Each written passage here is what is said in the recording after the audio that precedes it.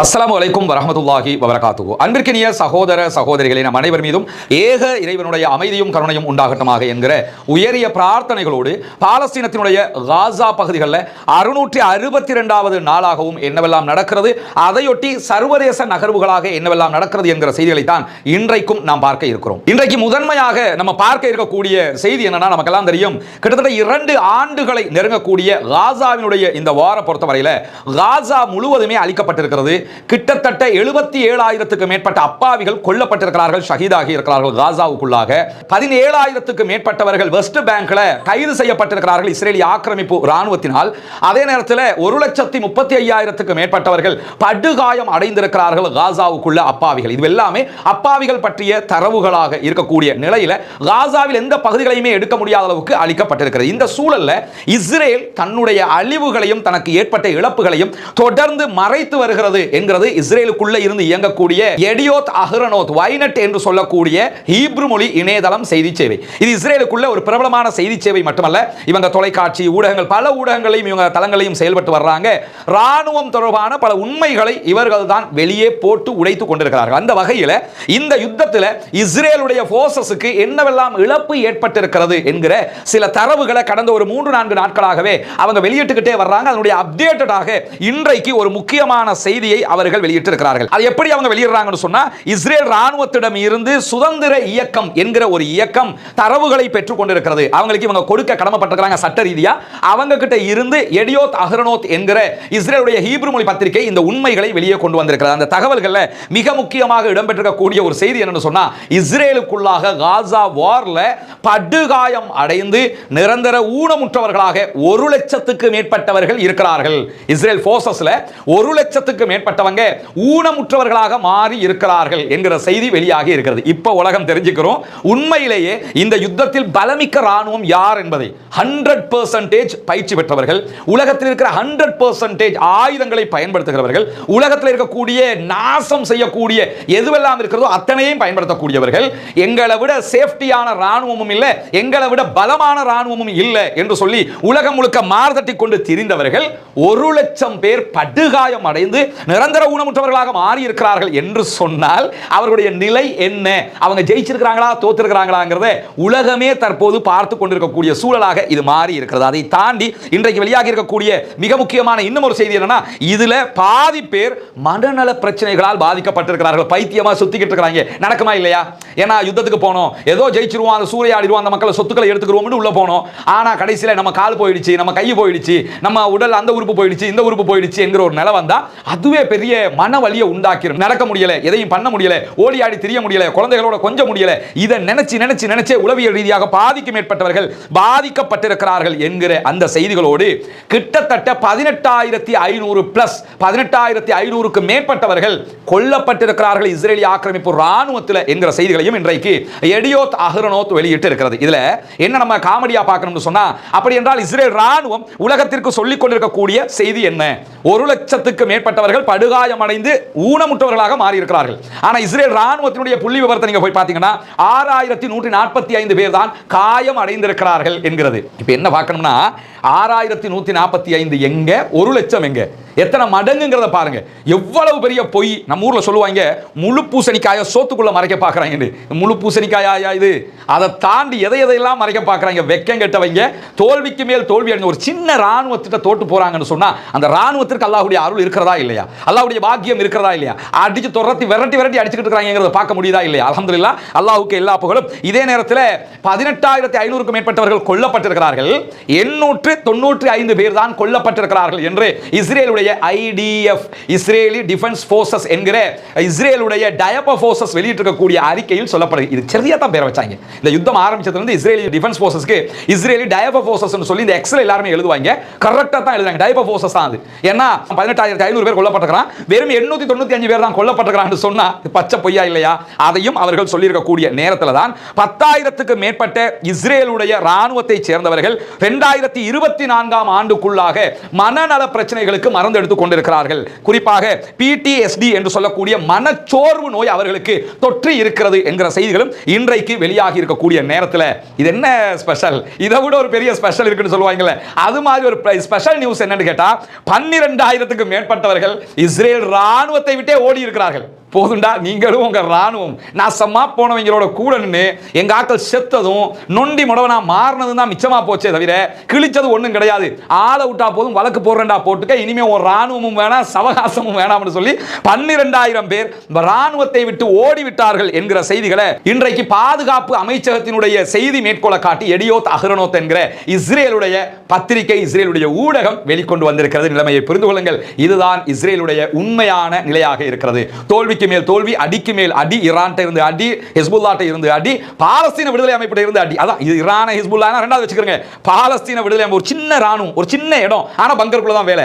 அடிச்ச அடியில இவ்வளவு பேர் தெரிச்சு ஓடி இருக்கிறாங்க என்கிற செய்திகள் இன்றைக்கு வெளியாகி இருக்கிறது. அதே நேரம் கடந்த 24 மணி நேரங்களுக்குள்ளாக இஸ்ரேலிய ஆக்கிரமிப்பு ராணுவம் நடத்தி இருக்கக்கூடிய தாக்குதல்கள் காசாவுக்குள்ள 113 அப்பாவிகள் கொல்லப்பட்டிருக்கிறார்கள், ஷஹீதாகி இருக்கிறார்கள். அல்லாஹ் தஆலா அவருடைய ஈமானை புரிந்து கொள்ள வேண்டும். அவர்கள் இணை வைக்காத பட்சத்தில் ஷஹீதுடைய அந்தஸ்தை அல்லாஹ் தஆலா அவர்களுக்கு வழங்குவான் என்பதில் எந்த மாற்று கருத்தும் இல்லை. அல்லாஹ் தஆலா அவர்களுக்கு உயர்தரமான ஜன்னத்துல் ஃபிர்தௌஸை கொடுக்க வேண்டும் என்கிற பிரார்த்தனைகளோடு 637 அப்பாவிகள் ஒரே நாளில் படுகாயம் அடைந்திருக்கிறார்கள் என்கிற செய்திகள் சொல்லப்பட்டிருக்கிறது. கொல்லப்பட்டதுல 113 பேர்ல 34 பேர் உணவு தேடி சென்றவர்கள் என்கிற செய்திகளும் வெளியாகி இருக்கக்கூடிய சூழல்ல 2 நாடுகள் தீர்வுதான் பாலஸ்தீன இஸ்ரேல் பிரச்சனைக்கு தீர்வாக அமையும் என்கிற கருத்து சர்வதேச மட்டத்தில் உயர்ந்து வருகிற இந்த நிலையில இஸ்ரேலிய ஆக்கிரமிப்பு அரசாங்கத்திற்கு ஆதரவாக அமெரிக்கா இன்றைக்கும் ஒரு கருத்தை சொல்லி இருக்கிறது. அதுல என்ன சொல்றாங்கன்னு சொன்னா, பாலஸ்தீனத்தை தனி நாடாக அங்கீகரிக்க போறதாக ஐரோப்பாவினுடைய பல நாடுகள் சொல்லிக்கிட்டு இருக்கிறீங்க.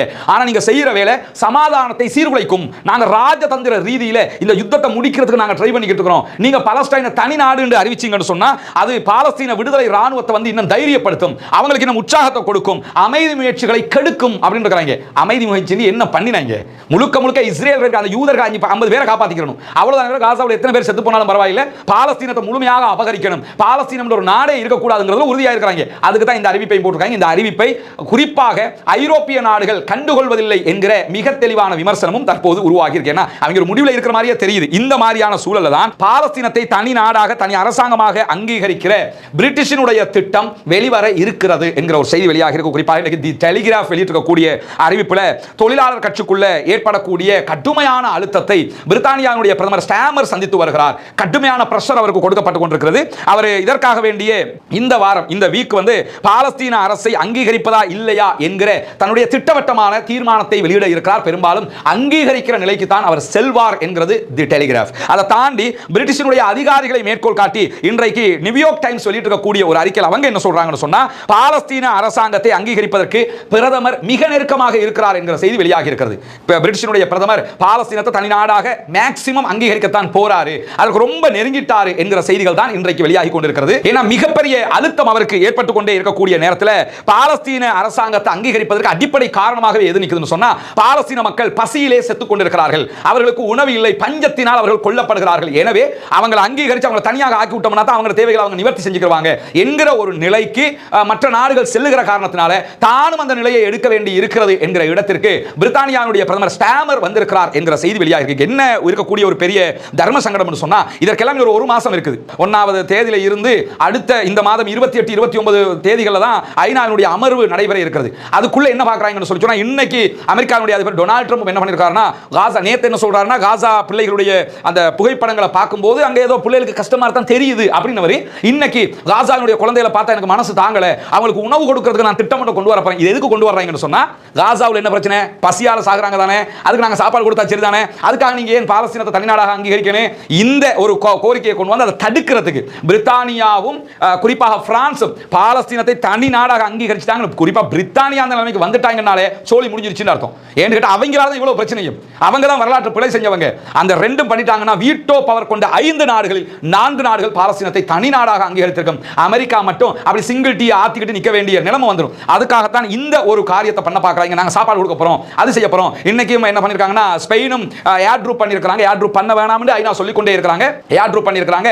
குறிப்பாக இந்த அரபு நாட்டு முதலைகள் இருக்குதா இல்லையா, இந்த பயல்களும் என்ன பண்றாங்கன்னு கேட்டா, ஏற்கனவே நம்ம சொல்லியிருந்தோம், 28 டன் 3 தடவை ஏர் ட்ராப் பண்ணி 28 டன் உணவுகளை ஜோர்தானும் யுஏஇயும் போட்டிருந்தாங்க. அது 2 லாரியில கூட ஏற்ற முடியாத உணவு என்று சொல்லி பாலஸ்தீன அமைப்புகளை வெளிப்படையாக அறிவிச்சிட்டாங்க. இந்த நேரத்தில் ஏன் இதெல்லாம் பண்றாங்கன்னு சொன்னா இப்படி பண்ணி உணவு கொடுக்குறோம் பாருங்க அப்படிங்கறத காட்டுறதுக்கு.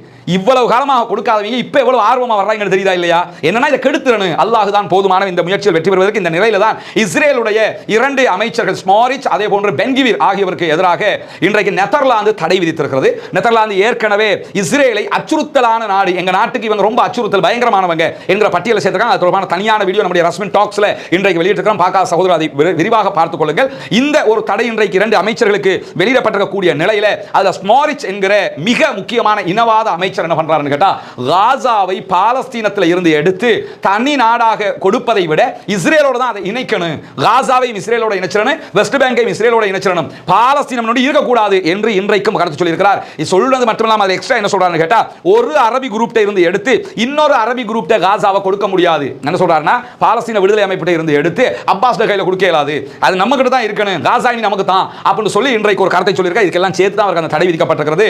இன்னைக்கு இப்படியான ஒரு இனவாத கருத்தை உச்சமாக அவர் சொல்லியிருக்கக்கூடிய நேரத்தில் தான் இஸ்ரேலுடைய வெளியுறவு அமைச்சகம் இன்றைக்கு என்ன பண்ணியிருக்காங்கன்னு கேட்டா, டச்சில் இருந்து நெதர்லாந்துல இருந்து அவர்களுடைய தூதுவரை வரவழைத்திருக்காங்க. நெதர்லாந்து இஸ்ரேல பயங்கரமான அச்சுறுத்தலான அரசாங்கம் என்று அறிவிச்சிட்டாங்க. இந்த 2 அமைச்சர்களுக்கும் தடை விதிச்சிருக்கிற நேரத்தில் தான் நாங்க தூதுவரை வரவழைக்கிறோம் என்று 2 நாட்டுக்கு இடையில முருகடிச்சு நாங்க கூப்பிடுறோம் என்று கூப்பிட்டு இருக்காங்க என்கிற செய்திகள் வெளியாகி இருக்கக்கூடிய சூழல்ல எதிர்வருகிற ஞாயிற்றுக்கிழமை காசாவுக்கு ஆதரவாக சர்வதேச அளவில் திரண்டு ஆர்ப்பாட்டங்கள் போராட்டங்களில் ஜனநாயக ரீதியாக பங்கெடுங்கள் என்று அழைப்பு விடுத்திருக்கிறது பாலஸ்தீன விடுதலை அமைப்பு. குறிப்பாக காசாவில் ஜியோனிச ஆக்கிரமிப்பை நிறுத்த கோருங்கள், இனப்படுகொலையை நிறுத்த கோருங்கள், பஞ்சத்திற்கு எதிராக போராட்டம் நடத்துங்கள், காசா அப்பாவிகளை பாதுகாப்பதற்கு அழைப்பு விடுங்கள் என்கிற கோரிக்கைகளை முன்வச்சு தான் இந்த ஆர்ப்பாட்டங்கள் நடத்துங்க. குறிப்பாக காசா, ஜெருசலேம், புனித மஸ்ஜிதுல் அக்ஸா இந்த 3ஐயும் பாதுகாப்பதற்காக நீங்கள் வீதியில் திரண்டு ஆர்ப்பாட்டங்களை நடத்துங்கள். உலகளாவிய காசா தினமாக சண்டே கமிங் சண்டே நாங்கள் அறிவிக்கிறோம்னு பாலஸ்தீன விடுதலை அமைப்பு அறிவிச்சிருக்காங்க. தயவு செஞ்சு யாருக்கெல்லாம் ஜனநாயக ரீதியாக அந்த மக்களுக்கு குரல் எழுப்ப முடியுமோ அவங்களுக்காக எல்லாம் குரல் எழுப்புங்க. என்னாலே முடியல, ஏன்னா எத்தனையோ தடவை சொல்லிட்டோம், ஒரு ஆர்ப்பாட்டம் போராட்டங்கள் ஒவ்வொரு ஊர்களை சின்ன சின்னதாவது பண்ணுங்கிறோம். ஆனால் அதை எத்தனை பேர் காதில் வாங்குறாங்க, எத்தனை பள்ளி நிர்வாகங்களுக்கு புரியுது, எத்தனை அமைப்புகளுக்கு புரியுது, கேட்குது, காதில் விழுகுது, உணர்றாங்கங்கிற கேள்விகள் எல்லாம் இருக்கிறது. எனக்கு ஒன்று தான் பண்ண முடியும். இதை நம்ம இந்த அளவுக்கு நம்ம அடி வாங்கலை, ஆனால் ஒரு தேக்கரண்டி அளவுக்கு இவங்க படுகிற அடியில் ஒரு தேக்கரண்டி அளவுக்கு ஜனாசா இருப்புங்கிற ஒரு சங்கடத்துக்கு நம்ம உள்ளாகி இருந்தோம். பெரிய ஒரு இழப்பாக நமக்கு மாறிச்சு. காசாவினுடைய அழிவோட ஒப்பிடக்கல அது ஒரு தேக்கரண்டி அளவு தான். என்னதான் சொன்னாலும் அந்த இழப்பையே நம்மளால் தாங்க முடியல. துடிச்சு போயிட்டோம், ரோட்ல இறங்கி போராடினோம், நாட்கணக்காக அது இழுபட்டி போய்கொண்டே இருந்தது. அந்த உரிமையை வென்றெடுக்கிறதுக்கு நம்ம பட்ட பாடு நமக்கெல்லாம் தெரியும். இந்த நேரத்தில் நமக்காக வெஸ்ட் பேங்க்ல, ரமல்லாவுல, ஜெருசலத்துல எல்லாம் ஆர்ப்பாட்டங்களில் அந்த மக்கள் குதித்திருந்தார்கள். இன்னைக்கு அந்த மக்கள் செத்து மறைஞ்சுக்கிட்டு இருக்கிறாங்க. ரத்தம் சொட்ட சொட்ட போய்கொண்டிருக்கிறது. பசியில உடம்பு உக்கி போய் வேதனை அனுபவித்துக் கொண்டிருக்கிறார்கள். உணவு கிடையாது, குடிப்பதற்கு மருந்து இல்லை. நம்ம ஒரு பெட்டி செய்தியா பார்த்துக்கிட்டு போய்கிட்டே இருக்கிறோம்ல. அல்லாஹ்வே போதுமானவன். அல்லாஹ் தான் அனைவருக்கும் இதற்குரிய உணர்வுகளை கொடுக்க வேண்டும் என்கிற பிரார்த்தனை மட்டும்தான் நாம் பண்ண முடியும். இப்படியான சூழல்ல இன்றைக்கும் ஜபாலியா, நார்த் காசா பகுதியில் ஜபாலியாவில் இஸ்ரேலிய ஆக்கிரமிப்பு ராணுவத்தினுடைய ஒரு வெஹிக்கிளை மொத்தமாக அழித்திருக்கிறோம் என்று பாலஸ்தீன விடுதலை ராணுவத்தினுடைய துணை ராணுவ குழு அறிவித்திருக்கக்கூடிய செய்தி வெளியாகி இருக்கிறது. இஸ்ரேலிய ஆக்கிரமிப்பு ராணுவத்தினுடைய ஆட்களை ஏற்றிக்கொண்டு ஒரு வெஹிக்கிள் தான் அளிக்கப்பட்டிருக்கிறது. அதிலே கிட்டத்தட்ட 5 பேர் பயணித்திருக்கலாம் என்று நம்பப்படுகிற நிலையில் இன்றைக்கு இந்த தாக்குதல் மாத்திரம் தான் காசாவுக்குள் நடைபெற்றிருக்கிறது என்கிற செய்திகள் வெளியாகி இருக்கிறது. எனவே பாலஸ்தீனம் வெற்றி பெற வேண்டும், பாலஸ்தீனம் சுதந்திரம் அடைய வேண்டும், பாலஸ்தீன மக்கள் நம்மை போன்ற நிம்மதியானவர்களாக மாற வேண்டும், வாழ வேண்டும் என்கிற உயரிய பிரார்த்தனைகளோடு பாலஸ்தீன அப்பாவிகளுக்காக துஆ கேட்கிற அதே நேரம் இஸ்ரேலிய ஆக்கிரமிப்பு ராணுவத்திற்காக குனூத்துன் நாஸிலாவை ஓத மறந்து விடாதீர்கள் நண்பர்களே, தாய்மார்களே என்கிற கோரிக்கைகளோடு ஜனநாயக ரீதியாக பாலஸ்தீன அப்பாவிகளுக்காக குரல் எழுப்புமாக. அல்ஹம்துலில்லாஹி ரப்பில் ஆலமீன்.